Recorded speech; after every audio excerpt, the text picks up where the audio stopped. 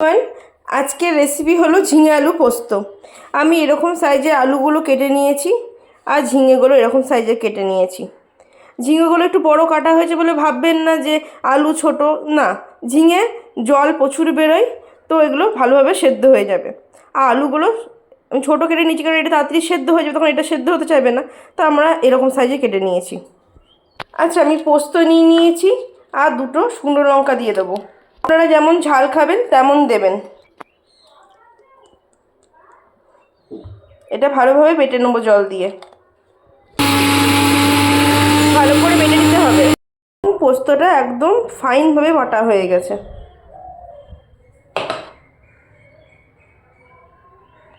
একদম কড়াইয়ে তেল দিয়ে দেবেন।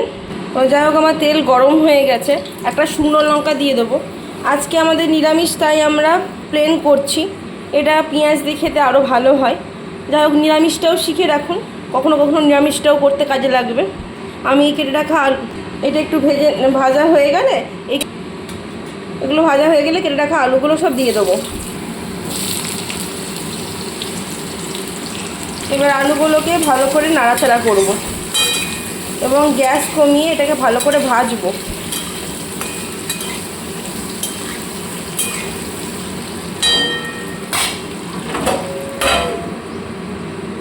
একদম গ্যাস কমানো আছে, এটা ভাজতেও ভালো করে। এখন আমার আলুগুলো একদম ভালোভাবে ভাজা হয়ে গেছে। এই অবস্থাতে আমি এই ঝিঙেগুলোকে দিয়ে দেবো।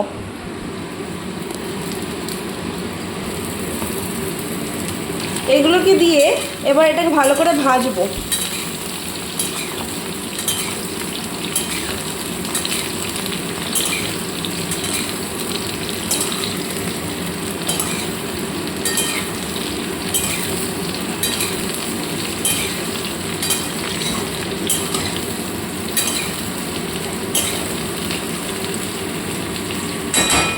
আর এখানে একটা টমেটো আমি কেটে রেখেছি আর কয়েকটা কাঁচা লঙ্কাও রেখেছি। এটা ঢাকা দিয়ে গ্যাস কমিয়ে ভাজবো খানিকক্ষণ। আচ্ছা, আমার কিছুক্ষণ ঢাকা দেওয়ার পর আমি ঢাকাটা খুলে দিয়েছি আর গ্যাসের পাওয়ারটা বাড়িয়ে দিয়েছি। আলু ছোট কাটবেন, আলু আমার সেদ্ধ হয়ে গেছে বলে আমি এটা করতে পারলাম। এবার এটাকে বাড়িয়ে ভাজবো।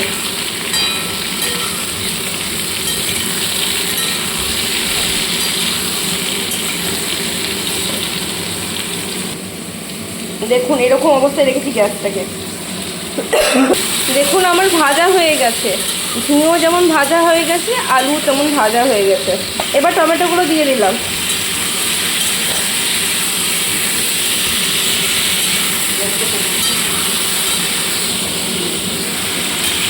গ্যাসটা একটু কমিয়ে একটু ভেজে নেব টমেটোটা দিয়ে। আচ্ছা, আমি একটু নুন দিয়ে দেবো। যেই পরিমাণে নুন লাগবে সেই পরিমাণে আমি নুনটা দিয়ে দেবো। তাহলে টমেটোটা খুব তাড়াতাড়ি গলেও যাবে আর এটা একটা নিজস্ব যে ফ্লেভার সেটাও বেরিয়ে আসবে। কাঁচা লঙ্কাটাও দিয়ে দেবো।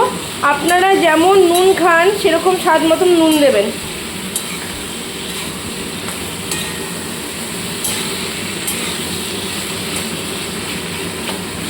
আর একটু ভাজবো। আচ্ছা, আমার ভাজা হয়ে গেছে। এবার আমি যেই পোস্তটা বেটে রেখেছিলাম শুকনো লঙ্কা দিয়ে, এটা দিয়ে দেবো। এবার অনেকে পোস্ত দিয়ে ভাজে না, আমরা পোস্ত দিয়ে একটু ভাজি। ভাজলে এর একটা খুব সুন্দর সেন্ট বেরোয়। অনেকে কি জল দিয়ে পোস্তটা দেয়, আমরা সেভাবে করি না। আমরা পোস্তটাকে দিয়ে খানিকক্ষণ ভাজবো।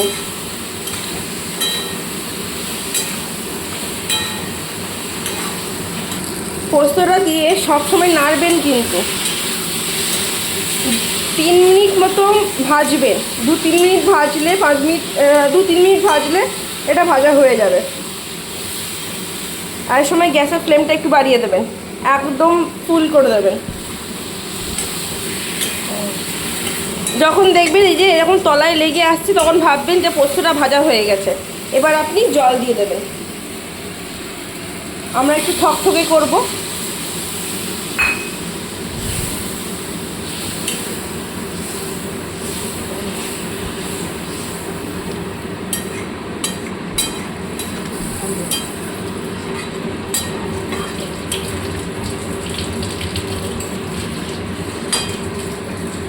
এবার এটাকে আমি সেদ্ধ হওয়ার জন্য একদম গ্যাস কমিয়ে ঢেকে দেবো।